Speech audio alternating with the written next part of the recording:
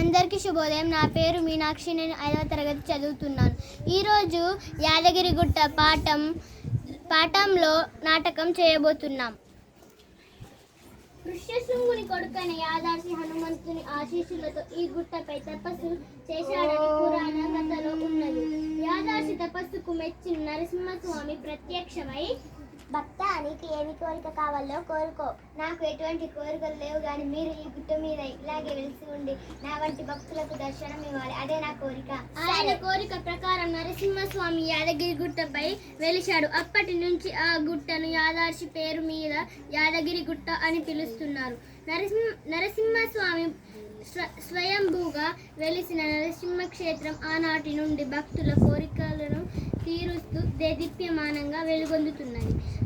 భక్తుల పాలిట కల్పతరువుగా సకల దుఃఖాలను దూరం చేసే పుణ్యక్షేత్రంగా కీర్తించబడుతున్నది.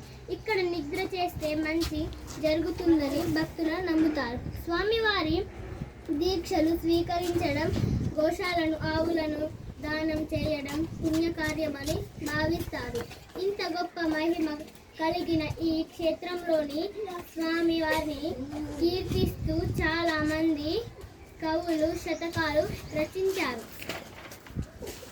ఈ గుట్ట మీద ఒక గుండం ఉన్నది. దానిని విష్ణుగుండం అని పిలుస్తారు. ఇందులో స్నానం చేస్తే పాపాలు తొలగిపోతాయని భక్తుల నమ్మకం. ఈ గుండంలో మునులు, దేవతలు కూడా స్నానాలు చేస్తారని భక్తుల విశ్వాసం. విష్ణుగుండం పక్కనే ఆంజనేయ స్వామి దేవాలయం ఉన్నది.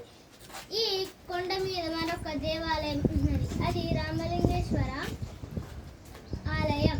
నరసింహస్వామిని దర్శించుకున్న భక్తులు తప్పకుండా ఈ రామలింగేశ్వరుడి కూడా దర్శించుకొని ఆ స్వామిని అనుగ్రహంలోని పొందుతారు.